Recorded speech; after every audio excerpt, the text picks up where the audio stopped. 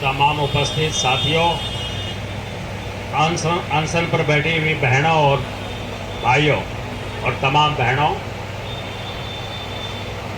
ऐसा है कि ये जोश तो आप में है।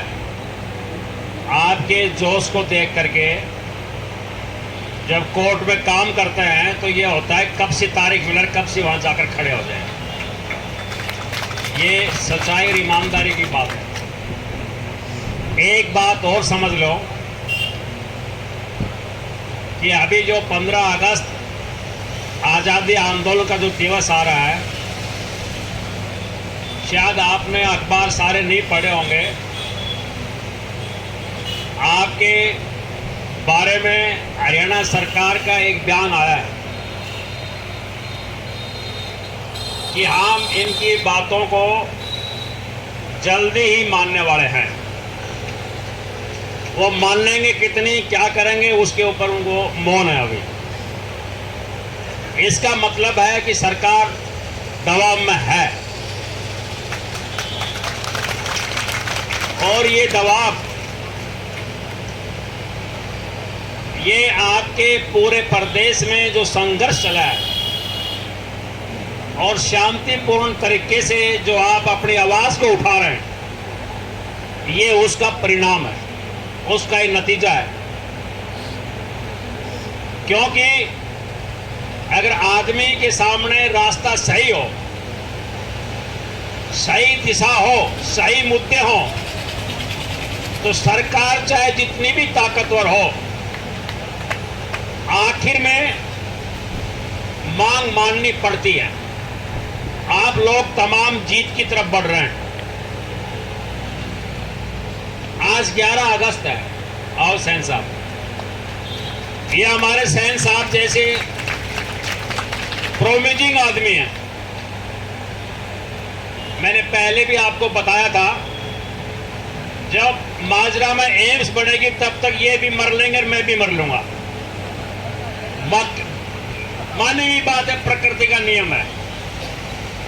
परंतु जिस दिन से एम्स का आंदोलन शुरू हुआ था, इन्होंने कहा था कि मैं दाढ़ी जब कटाऊंगा जब एम्स बन जाएगी, शिलान्यास हो जाएगा। हमने इतराज किया था, भाई ये अलजेड़ा मत करा। परंतु इनकी प्रतिज्ञा थी।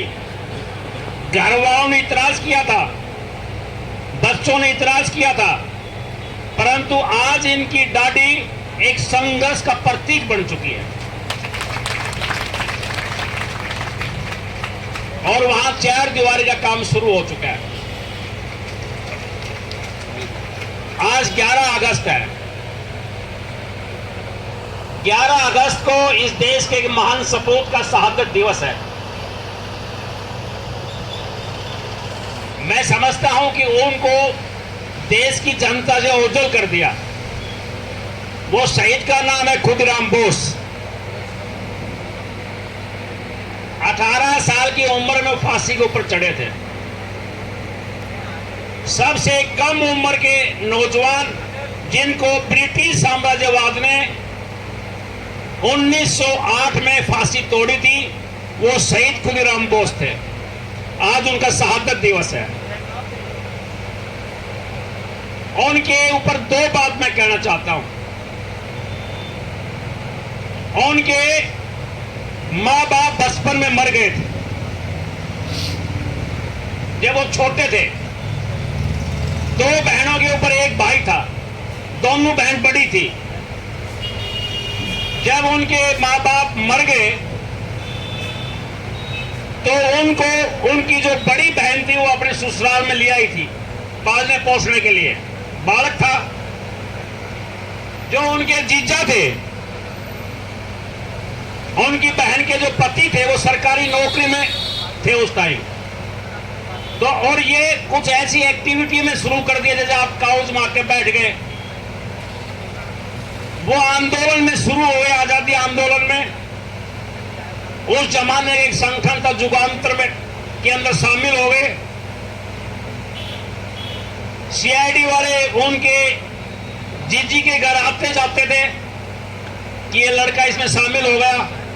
उसके जीजा ने सोची कि ये तेरी नौकरी बर्बाद करेगा। उसने उस बच्चे को अपने घर से बाहर निकाल दिया था, खुदीराम बोस को। कच्ची उम्र और घर से बाहर निकाल दिया। उसकी बहन ने चाहा था मेरा भाई यहां रहे, परंतु पति की चली, उसको निकाल दिया। वो घर से बाहर निकल गया। कहां जाए, किसके पास जाए?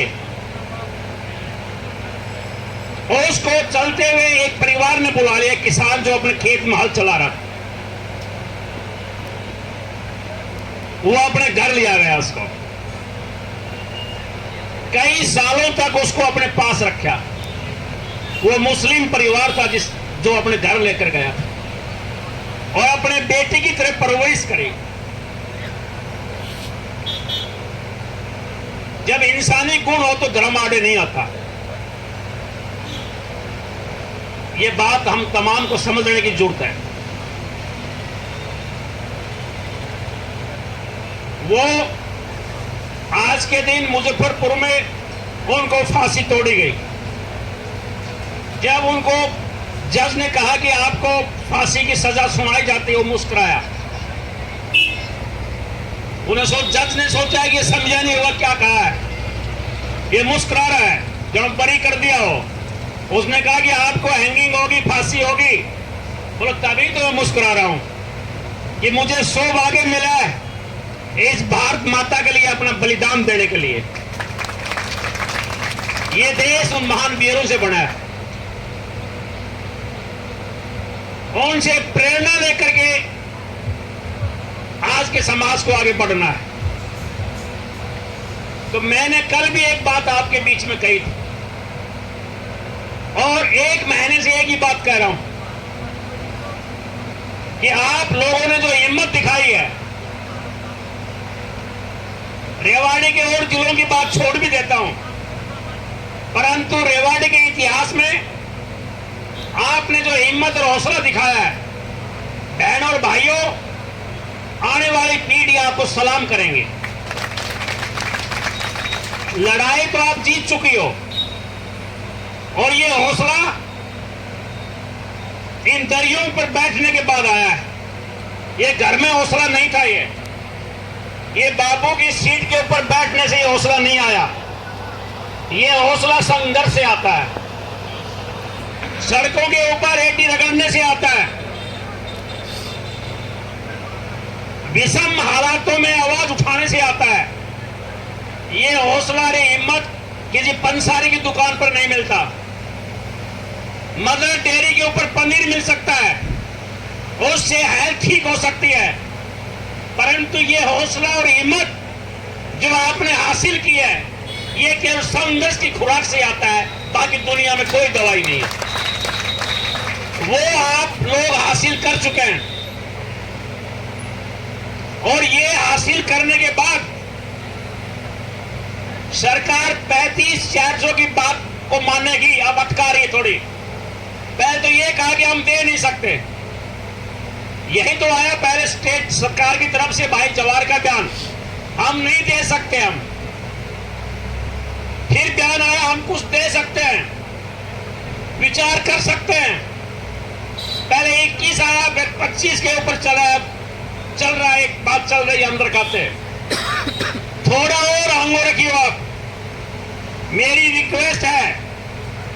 अब 2 तरह की बात आओगी, बोलो कि नहीं मिले और ले लो भाई, क्योंकि डिप्टी सीएम ने कह दिया कि ये अगर काम नहीं करी तो कौशल वाला लगा लो, भर्ती कर लो। कहा है ना उन्होंने, उनका एक बयान आया। तो वो क्या चलाएंगे सरकार? सरकार आपके हौसले को तोड़ने की कोशिश करेगी, कर रही है मनोवैज्ञानिक तरीके से। और फिर एक बात यह आएगी कि कुछ मिले और ले लो, फिर आगे लड़ लेना। आप गाड़े ही लड़ लिए। अगर आप हिमालय की चोटी पर अगर जाना चाहते हैं, आपने जो कठिन रास्ता था तय कर लिया है, चोटी नजदीक है, अब दिख रही है चोटी। आप थोड़ी और हिम्मत रख लो, आप चोटी पे जाकर के अपना यूनियन का झंडा फहरा दियो। थोड़ी रौनक रही है, उस चोटी से नीचे आओगे तो झंडा फहर नहीं पाएगा। इसलिए हिम्मत और हौसला, आपकी स्टेट कमेटी लगी हुई है इस मामले में। इस सरकार को ये बात आपकी माननी होगी। अब आपने उस हिमालय की चोटी के ऊपर अपने काउस का झंडा फहरा करके नीचे आना हंसते हुए। मैंने एक वायदा बहन जी आपसे भी किया था बाबूजियों, जिस दिन जीत के जाओगे हम बांटेंगे पतासा आपके लिए, वो याद है। लो मत सोचियो कि भाई भूल गए कामरेड, जीत के जाओगे पतासा हम बांट के खिलाएंगे और नारों के साथ जाओगे आप, क्योंकि आपने मांग जीती और आपने हौसला हासिल किया है। ये लड़ाई, ये पूंजी, ये आपकी सबसे बड़ी दौलत तैयार हो गई है। जब आने वाले नौजवान भर्ती होंगे वो कहेंगे देखो ये वो जगह थी जहां हमारे परिवार के लोग बैठा करते थे। वो 38 दिन बैठे, सरकार ने कहा आज बात करें, कल बात करें, बातचीत तोड़ दी। हम अनशन के ऊपर बैठे, हमने आंदोलन किया। ये वो जगह है जहां हमारी बहनें, हमारी बुआ, हमारे चाचा, हमारे बड़े भाई बैठते थे और नारा लगाते थे और सड़क पर जाने वाले व्हीकल का धूल भी वही पीते थे और सरकार की दब्बड़ घसी, प्रशासन के गुरिये उनको भी सहन करते थे। ये वो स्थल है, ये स्थल एक आपके आंदोलन का स्थल बन जाएगा। और ये आप जिसके सामने बैठे हुए हो, आप जब यहां से उठ कर जाओ तो एक संघर्ष का प्रतीक, आप जल्दी आप जीत की तरफ बढ़ रहे हो। इसलिए मैं आज भाषण दूसरे ढंग से दे रहा हूं। जब आप जीत कर जाओ, एक संघर्ष का प्रतीक, संघर्ष का प्रतीक होता है एक आदमी खड़ा है ऐसे हाथ लेकर करके, एक बहन और एक भाई, उसकी 2 फोटो पूरे जरूर लगा के जाइए ताकि वो उनका नाम रहे कि ये है संघर्ष के प्रतीक। मैं आपसे केवल इतनी बात कहने के लिए आया हूं। कल शनिवार है, फिर संडे आ गया, 15 की फिर छुट्टी है। हो सकता है कि 15 तारीख के दिन इस सरकार को कोई सद्बुद्धि आ जाए। सरकार कह रही है कि हम जो कैद में हैं उनको हम छोड़ देंगे। बयान आया है, जो खूंखार अपराधी होते हैं, जेलों में होते हैं, 26 जनवरी को, 15 अगस्त को सरकार कंसेशन देकर करके उनको रिहा कर देती है। सरकार की ऐसी पॉलिसी होती है। 15 अगस्त 26 को जो कच्चे उनको पक्का कर देती है, जनता कुछ राहत दे देती है, किसी का ब्याज माफ कर देती है। चलो हम कर रहे हैं, तो ये स्वतंत्रता संग्राम का दिन है, आजादी का दिन है। हमको ये राजनीतिक आजादी मिली थी, तो हो सकता है कि इस हमारे प्रदेश की सरकार को, जिसके लिए आपने हवन भी किया था, उस हवन की खुशबू उनको सद्बुद्धि 15 तारीख को दे दे और वो आह्वान कर दे कि भाई तुम्हारा संघर्ष हमने बात मान ली और आप 16 को, अगर 15 ने मान ले 16 ना आइयो जरूर। ये भी मेरी आपसे रिक्वेस्ट है। तो मैं ये कहना चाहता हूं, आप जीत चुके हो, आपकी लड़ाई बहुत नजदीक है। ये हौसला और ये समझदारी को आप बरकरार रखना, किसी भी हालत में टूटने मत देना। मैं जानता हूं पर्सनली बहुत सारे साथियों को, उन्होंने बहुत मानसिक दबाव सहा है अधिकारियों का, क्योंकि जो सेक्रेटरीट का उड़ा के बैठते हैं और जो नार से उड़ा के बैठते हैं, उनमें इनमें फर्क है। फर्क क्या है? सेक्रेटरी लड़ा की जो शकल देखे रोजी ने अफसर और वो कहेगा तोड़ ये कर, ये काम कर, वो चुपचाप फिर निकल जाए और वहां से दूर से तो आके आप बैठ गए। तो जो मानसिक दबाव जो झेला है आपने, आप वास्तव में आप क्रांतिकारी अभिनंदन के पात्र हैं और आप जीतेंगे। बाबू आजाद जीत रहे हो, आप कौशिक साहब जीत रहे हो। आप ये आपके चुटकुले याद रहेंगे इनको मैं इतनी बात कहने के लिए आया हूं, मुझे कोर्ट में थोड़ा बिजी हूं, मैं आपसे कल भी कहा था मैं अब जाऊंगा। ये हमारे सैन साहब और हमारे डीओ साहब आए हैं, अभी हम एडीसी से कोई काम से मिलकर आए थे, आप इनको सुनेंगे। मैं टाइम आपको 2 दिन से कम दे पा रहा हूं, आप मुझे माफ करेंगे। इनकलाब जिंदाबाद।